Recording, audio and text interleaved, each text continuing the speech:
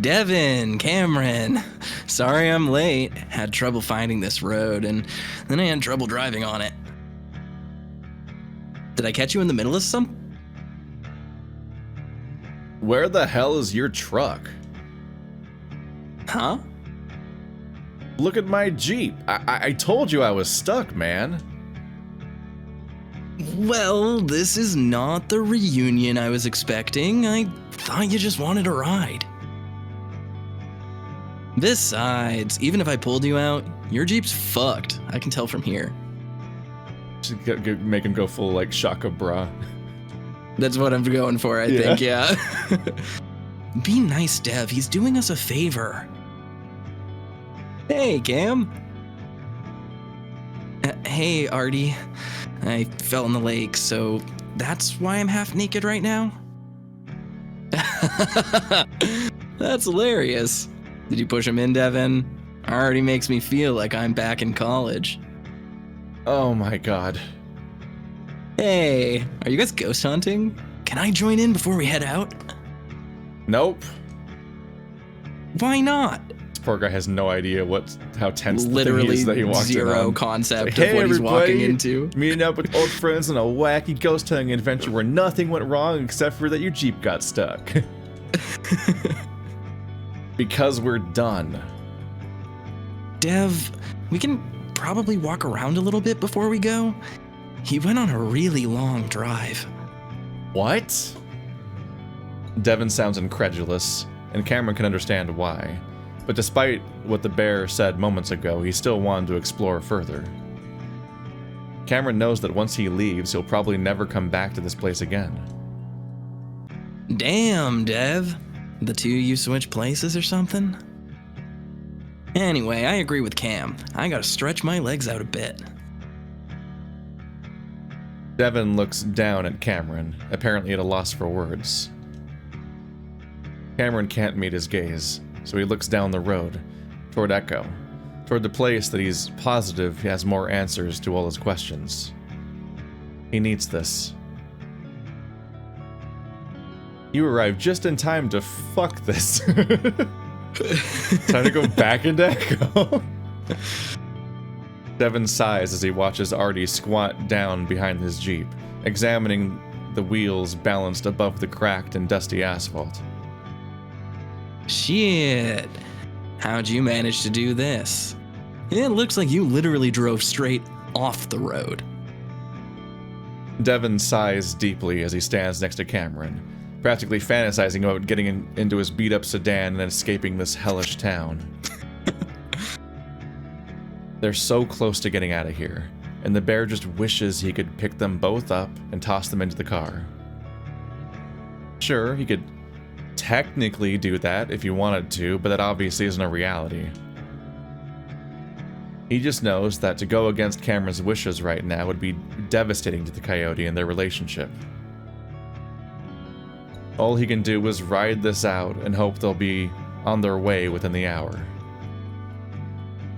Devin notices the silence after Artie's question, and the cat is looking up expectantly. Not wanting Cameron to be put on the spot, the bear clears his throat. We thought we saw something on the road and swerved. It was probably just a rock or something. Artie looks back at the road where there definitely isn't a rock. Could have just said animal. Yeah. Dev sees Cameron rub an arm self-consciously out of the corner of his eye. It was in the middle of the night, so, you know, shadows and shit. Huh. Hard to imagine you overreacting like that, Dev. Glad you guys are okay, though. Must have been rough looking at how deep the tires went. It was. Hey, how long do we need to recharge for the drive? I can take the wheel if you're too worn out. Right after you crashed your own car? Point taken. It was in the middle of the night. Hey, I'm just playing, dude. Chill. Artie raises a brow at the bear, glancing at Cameron. You guys alright? kind of feels like I've walked in on a fight or something. Yeah, so then it's nice to call that out then, buddy. Yeah, it's a little bit awkward. Dev massages just above his eyes with a thumb and middle finger. No, I'm just really tired, man. We were up most of the night. Artie then looks to Cameron, waiting for a response from the coyote. Dev tries not to bristle at the implication that Cameron might have a different response. Yeah. We're just tired. I think walking around a little bit would do us all some good. Ooh, yeah. Last time I went ghost hunting with Dev, it was real spooky, even though we didn't see anything. One of my top 10 highs, in fact. Highs? Artie jogs back to his car. Bad conversation, bad language with someone who's literally recovering from addiction. Whoa. I got some oil cartridges from the dispensary on the way here. You guys want a hit? And that's why it took so long. Dev's stomach turns as he watches Artie grab a vape pen from the passenger seat. Nah, we're good, man. I don't know if it's a good idea for you to do that and drive anyway. Are you high right now, actually? No, and I'll come down by the time we're done looking around. Devin can't manage to say anything more before Artie takes a deep, long pull from the pen, a red light on the tip pulsing to life in time with his intake of breath. How do you know if I'm good? Cameron's voice is so low, Dev almost doesn't hear it. What was that, honey? You just said we're good without even asking me. Cameron. Yeah, this is awful. Cameron. You literally asked him to, you say he takes care of you and asked him to not let you make bad decisions, and now you're like, maybe I did want the weed. Why are you being so inconsiderate? Devin doesn't know what exactly to say because Cam just doesn't do drugs. The coyote would even joke that he's straight edge. I just thought. Dev struggles for words as Artie looks at Cameron, then Devin, then back again as he continues to hold in the vapor he inhaled. That's a long pull. That's a real long time. This dude's a Olympic level stoner. Anyway, I don't mind taking a hit if that's okay with you, Artie. Artie exhales loudly and holds out his pen to Cameron. Yeah, of course, dude. Dev stares incredulously, the disbelief building until he can't hold it back. Cameron, what are you doing? Artie looks at Dev with wide eyes, but Cameron only spares him a glance before plucking the pen from Artie's paw and taking a deep pull from it. Dev stares at the pulsing red light, then at Cameron's face, whose eyes are closed. Dev can't tell what Cameron's thinking right now, but whatever it is, Devin knows that this isn't the behavior of the coyote he's gotten to know over the years. It's juvenile, and Cameron's usually way more mature than the bear when it comes to stuff like this. Isn't this literally... This is the guy who in the prologue said, I mix opioids with weed to chill, but that's not a good idea because of my hallucinations and I stopped. Also, don't mix weed with ketamine. And now he's like, yeah, I'm in Silent Hill and having ghost hallucinations. I'll just like rip a fat one off this vape pen. That's fine. He is not making rational, healthy choices. It's just immediately bad to pull it out in front of him in the first place, which tells me that Artie doesn't know shit about Cameron, which is Artie has no idea. News. Yeah. Okay, I'll just play along like everything's fine between you two. Either way, maybe we should just go. Devin feels his chest loosen a bit with relief at hearing those words, at hearing some sense from someone other than himself, but Cameron frowns and opens his mouth. Instead of words, he begins to cough explosively into his elbow, seemingly unable to catch his breath. Hey, you alright? Dev walks over to Cameron, rubbing his back. Yeah, that's normal, especially with a big hit like that. You handle your weed pretty good. He doesn't smoke weed, dude. That's why I assumed. I smoked plenty back in high school. Never hit one of these, though. He's never vaped. Because it's a new wave timing wise. New wave tech, yeah. And honestly, people, here's some stoner facts. I'm gonna lay down some stoner knowledge on all of you. You know, if he hasn't smoked in a while, it was probably before weed was legalized and wherever he was. He mentioned that he grew up in the Northwest, but he went to college in Pueblo, right? So I don't think weed was legal in wherever that is supposed to be. I don't even know if it's legal there yet. If it's in Utah or if it's in New Mexico or Arizona. I think New Mexico just legalized it. I'm not sure. Maybe Arizona Colorado was one of the first or something? Colorado was the first, followed by, I think, maybe Washington or in a few others, California. But regardless, when you had to buy street weed from people, the overall quality of that weed was much lower than like the THC oil and the vape pens that we have now. And even when it was first being legalized, like the genuine concentrations of those things were not as high as they are now. So going from like cold turkey to ripping clouds off a vape pen after you haven't smoked weed in multiple years and the weed you smoked was like some stoner dude's home grow from his garage, this shit is going to put Cameron on the moon. Like, he is gone. Well, that enables the next arc. Yep, can't wait for whatever conflict this will start.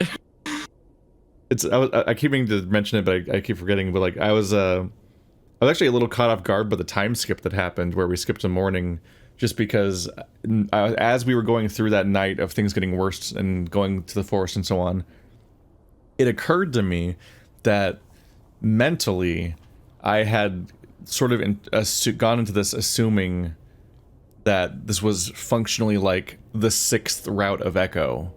And so I was ready for the idea of a week in Echo. And over the course of the time at the motel and then the forest and them getting stuck and just understanding that like they don't necessarily have like resources for survival and this is kind of like a short-term stranding potentially, I was realizing like, oh, this whole game could take place tonight. For all I know. It could be 3 hours or something, you know? Yeah, like the entire narrative could take place over the course of one really bad, like 24-hour cycle, essentially, like akin to like all of the Supermassive Games stories, for example, all those Until Dawn, Man of Medan, all those like sort of narratives. Yeah. So I was in the middle of recalibrating and be like, oh, this could all happen tonight. And then right when I was thinking that, it skipped a morning, and I'm like, yeah, I have no idea what the scale of this is. I have no idea. Because as you go through more Echo routes, you only get more in the groove of like, okay, this is the route. Like these nights are the ones where the interpersonal drama builds up, and then this night is usually when the like Silent Hill mode starts to really start taking off, and then all their personal issues get both sidelined and magnified by the supernatural fucked up shit that starts happening. And then this day is always like where the survivors kind of just deal. But I have no idea what the structure of this game is.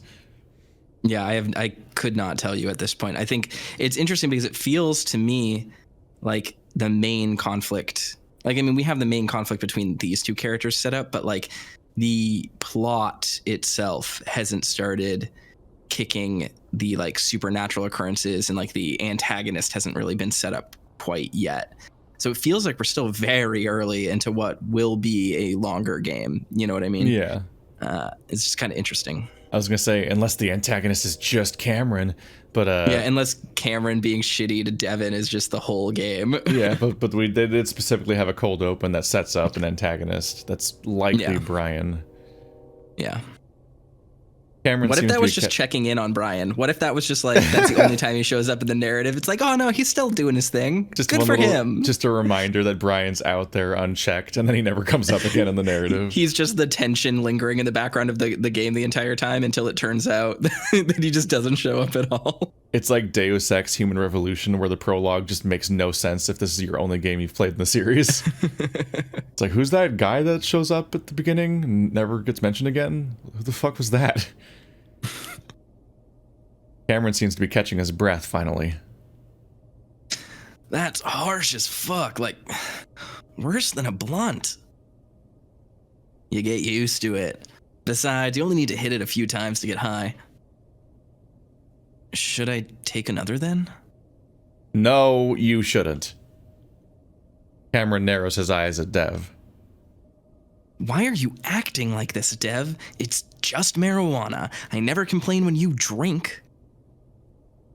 Because this isn't like you at all, Cameron.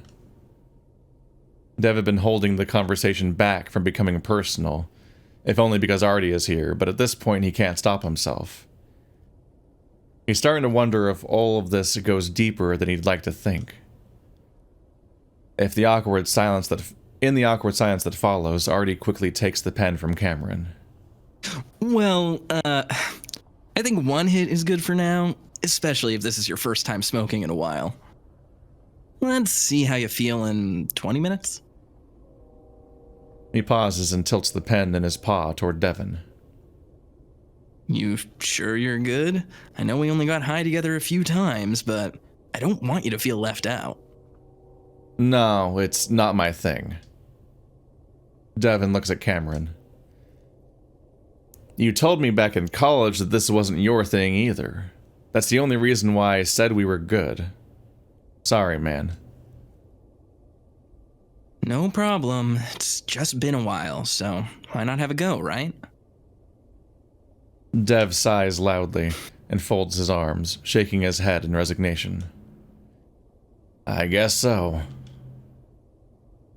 Artie quietly takes another hit off the pen before tossing it back into the car. Wait, don't do that. Don't throw a vape, like a battery, into a swelteringly hot car in the sun in the desert if you're going to walk around. Leave it in your pocket, dude. Yeah. That's going to explode. All right. If it makes you feel better. Artie puffs out his cheeks as he lets out his breath. It's a lot safer than alcohol or most any drug, really. Oh, spare me, dude. I'm not in the mood for stoner talk right now. That's exactly what it is. Yeah. It's true. I think it's physically impossible to overdose on it. It's exhausting when people start trotting out all of their, like, go-to. Yeah. It's like they have, like, an index card that they pull out, basically, of the same fucking Here are all of my statements every facts time. that I got off Wikipedia and WebMD. Yeah. That's not the point, Cam. It's more mentally fucky, you know? Artie shrugs. Depends on the person. I think Cameron's old enough to know what's good for him. Artie keeps his tone light, but Devon feels himself actually bristle at that. It's like he's being made out to be a controlling boyfriend, so the bear just looks away in frustration. It doesn't matter what the cat thinks. While Artie was a good friend in college, he didn't know all that much about Devon and Cameron's relationship, or Cameron's past. The bear knows his coyote, and this isn't like Cameron at all. He just hopes that whatever it is that's going on with his boyfriend will stop when he leaves this town.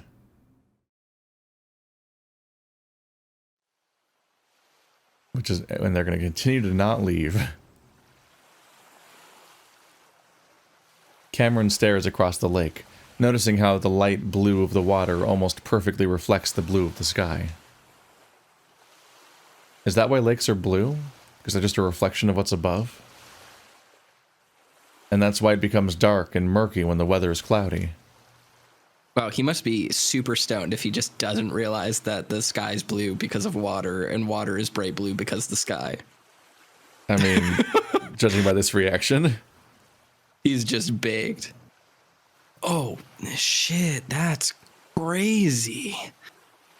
This seemingly profound realization is what makes Cameron suddenly realize that he's very, very high.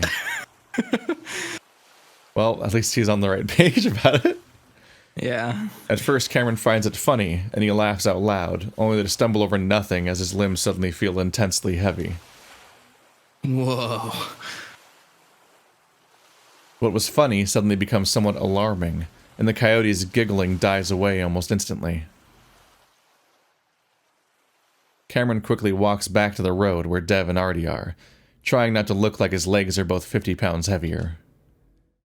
It doesn't help that his jeans are still a bit damp, rubbing up against itself in a rather unpleasant way. A Gant. Typo. We found one. Lower than the average typos per minute of echo. Yes. Just a minute ago, he'd walked to the shore to put his clothes back on, and everything had been fine. Now, he's in a different world. He leans back against the car, folding his arms, trying to ignore the intensifying gravity. Fuck. He's never been this high before. That sounds impossible. Given the ketamine. Ketamine's a downer, man. Get the terminology right. I don't know. It's a psychedelic, technically, but yeah, it puts you down and then dissociates you. I don't know if it's actually dissociative, but it's like in that class of just that he was mixed substances, dude. Yes. Yeah. I mean, isn't marijuana arguably a downer? Not in the same way. This is, yeah, I'm out of my depth completely here. Yeah. It's just him saying he's never been this high before feels weird when he's literally was talking about mixing substances before. I'm like, oh no, completely. I'm like, bro, you took one vape pen. I don't think this is, dude. I don't think this is your alpha and omega. No, dude literally told us that he overdosed on opioids. Like there's a 0% chance that this is as high as he has ever been. Yeah. His 16-year-old self would have been able to handle this no problem, but the shroom trip he went through sometime during junior year had ruined most reality distorting drugs for him. Even when he smoked the cheap, weak bud his friends provided from high school, he would still come close to freaking out. But he always had an oxy back in those days to calm himself down, or at least whatever benzo he managed to steal from his mom's medicine cabinet. Now there's nothing between him and feeling like time and reality are completely fucked. Permanently fucked? Like how shrooms permanently fucked his sense of self? Can we do that? Stop, you fucking idiot. Stop psyching yourself out and man the fuck up. Dev had been right, of course. What the fuck was he thinking? Well, he knows what he'd been thinking. While he made a fuss about Dev answering for him, in reality it had been a spur-of-the-moment decision. Because when Artie offered the pen, he remembered that seeing things always became easier when he was high. It wasn't really a positive part of being high, but if he's going to be doing this psychic shit, maybe he should experiment more with it. Mm-hmm. Yeah, so I think it is directly tying this like purpose that he feels and his addiction in with, you know, the chasing of meaning and place in the world. And it's really pointing I think it's really pointing Cameron in that direction of like, hey buddy, like the psychosis that your mom felt with these arches that she saw in this quest that she was on was in a way an addiction itself, like an outlet from the daily life that she was running away from. And for Cameron, running into these delusions, running into addiction was also an escape from those abuses that he dealt with and from the life that he lived, from this lack of sense of self he had. Like all of these things are just all being intertwined really closely here in the narrative so far. Yeah, his subtextual addiction to having this be some kind of purpose and why he's clung to it so hard so quickly is overlapping with his literal addiction to drugs that's already established in the narrative. Yeah. Also, I'm noticing that the path to Echo just literally has an arch on it. Yes, it does. Yep. One of the things that I noticed a little bit earlier and just wanted to think about was in the party short story with Chase, I can't remember if this is one that you've read, but Chase eats a weed edible. And I remember reading that short story in the moment and thinking it was a very weird depiction of drug use, because he eats an edible and then immediately like is so high that he trips and passes out.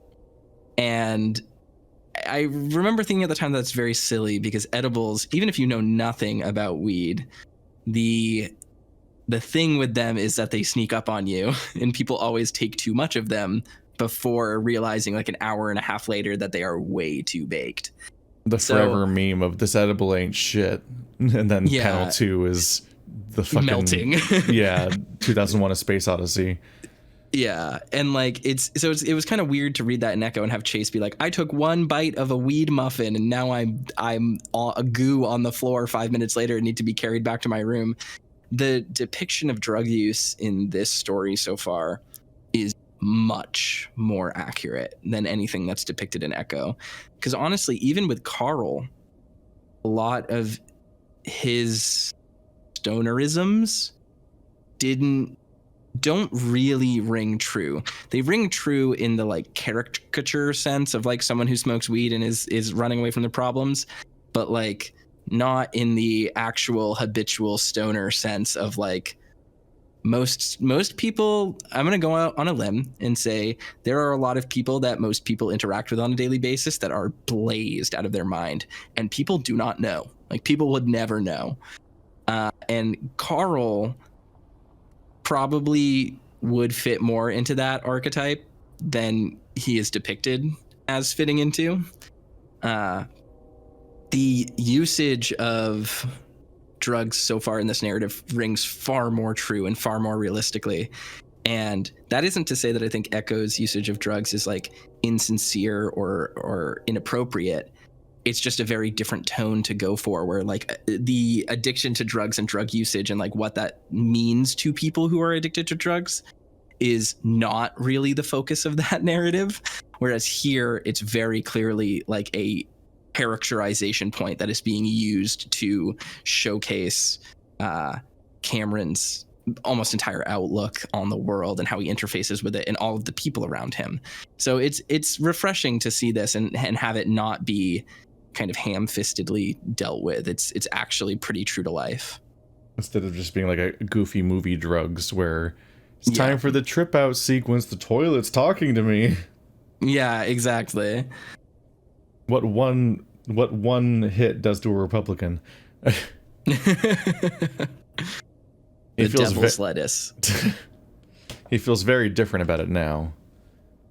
Weed seemed like a good, harmless way to test his experiment 10 minutes ago. But now Cameron's questioning if weed even triggered supernatural stuff for him in the first place. He was always on the other stuff whenever he smoked weed, after all. Opioids, stimulants, dissociatives, and definitely hallucinogens like shrooms did the trick, but for obvious reasons, he's never going to try those again. He just needs to relax and be aware if something happens. Oh yeah, he's blazed. Cameron opens his eyes, looking toward Artie in confusion. Huh? Babe, you alright? The coyote looks at the bear, still confused. What's wrong? I just asked if you're feeling okay, and you were totally spaced out. Artie, just stop freaking him out. Everything's fine. Alright, Cameron? I'm fine. It's you acting like something's wrong that's freaking me out right now. We are kind of being buzzkills, Devin. You got water? Let's get him a drink. Devin takes Cameron's paw. Sorry. Let's get water, okay, honey? Seeing Dev transition from frustrated to concerned immediately makes Cameron feel better. While he'd acted rebellious to somewhat disguise his intentions, he doesn't actually want the bear to be mad at him. He'll explain to Devin later why he did this, if it actually ends up working. Just telling him right now, with Artie right there, would be way too complicated for his brain right now. Oop. Drugs hold a lot of baggage for him, like they would for any former addict, and Cameron doesn't doubt that Dev is not pleased in the slightest with what he's doing right now. For now, he squeezes Devin's paw in his own, and smiles as the bear squeezes back. Cameron giggles. Holy shit. I've never been this high before. That was a single mouth hit? Oil cartridges are insane. Yeah, I swear it gets more potent every year. I'm not surprised it knocked you on your ass. Cameron vacantly watches Dev climb into the rear of the Jeep, grabbing their plastic bottles and one of the gallon jugs of water. How long is the come up? Am I gonna get more high? Only if you take another hit. You wanna? Dev looks up from unpacking their food and water, biting his lip, but Cameron shakes his head. Nah, I'm good. Just wondering. So just relax. You'll start coming down within an hour. That sounds good. One time I did shrooms and I was stuck in it for 8 hours. It felt like forever. Like, literally forever. Ugh, no thanks. That shit freaks me out. I'm not into stuff that changes you for good, you know? Yeah, it definitely changed me, and not in a good way. I mean, some people change for the better, but others just kind of end up mentally fucked up, and that was me. No shit, what did it do? Just the idea that a few nasty tasting mushrooms can just change your entire universe makes everything feel fake, I guess. Like everything that makes us who we are, our brain signals or whatever, can be so easily manipulated. You realize nothing's real, and for my friends, that was something that actually motivated them to be better people. For me, I just cared less and less. The weed is making him open up about things he normally wouldn't, and the coyote isn't sure if that's a good thing. Sure, it opened up my mind, but no one ever tells you that you can't close it when you're done. You can't ever close it. I should have listened when they told me I needed to be in a good place for it to have a good impact on me. I wasn't in a good place at all. The stress of the past day, on top of remembering that traumatic event, makes Cameron's eyes well up. Probably also because of the weed. Hey, dude. You okay? Tears spill over, and now he's truly crying. Despite knowing it must look ridiculous, it feels meaningful and poignant. A good cry. It doesn't make it any less embarrassing. Devin, with an expression both worried and exasperated, pauses and is rummaging for water and food to rub Cameron's arm and kiss the side of his head. I'm sorry. I thought this would help me see ghosts. What a thing to say. Yeah, so now he just came out and said the most confusing sentence to Artie now. Yeah. Oh man. I don't even know why I did this. I wasn't mad at you at all. Devin studies Cameron closely for a moment, and Cameron's blood runs cold at the thought that, for whatever reason, what he just said is fucked up enough to make Devin question why he's with the crazy canine in the first place. I was just about to say that it's kind of fucked up that in Cameron's mind, being mad at him would justify him being a dick. Like, oh, I only relapsed because I was mad at you. Like, that's pretty fucked up to say. Yeah, have the suggestion that he was like Yeah, because the idea that was this manipulative performance of like, we're fighting right now, so I'm gonna relapse, as opposed to just being like, so you made me do this, as opposed to just being so driven by this ghost thing that he's willing to take risks. That frankly, like the problem with addiction here is that he's always willing to take the risk of taking drugs again. Like, it's the fact that he has to actively not do it, but like this entire mission he's on gives him the encouragement to do exactly the thing, and that like it's an excuse now. Yeah, it's kind of another funnel back into the addiction. That's actually really structurally smart from like a thematics standpoint. I'm very impressed with that from a writing perspective. One of the other things I wanted to mention here that's like pretty interesting is that obviously having me read for Cameron is like an interesting point of comparison here, because unlike Cameron, I have done a lot of psychedelics and I really enjoy them, especially shrooms. So it's interesting to have a character who's so profoundly affected by this and has had a completely opposite experience to me in having them. Granted, without going too deeply into a diatribe about it, like, shrooms didn't open my brain to the world. Like, my perspective on this is not even remotely the same. And I think that that's a clever piece of characterization, because it shows that Cameron was living surrounded by drug addicts and people who really bought into them and bought into how they like mystically change your life and open the world to like open your eyes to the universe.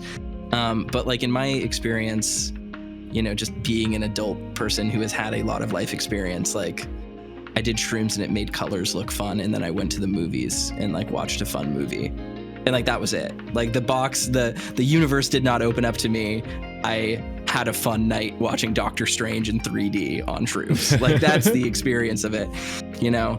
And it's interesting to see this character now be like, yeah, of the drugs. So this is something I've been thinking about the whole time, but both ketamine and psilocybin, the active component in mushrooms, are currently in the US being tested for like as an aid in therapy for people who have PTSD and for people who have depression. And as far as I know so far, like the headlines read like that it's actually been very, very effective. And this is not like a diatribe to say like, oh, we should definitely do this. But it's very interesting that very specifically the drugs that Cameron has had a negative experience with in the context of this narrative are the ones that would, in a therapeutic environment, be used to treat his symptoms.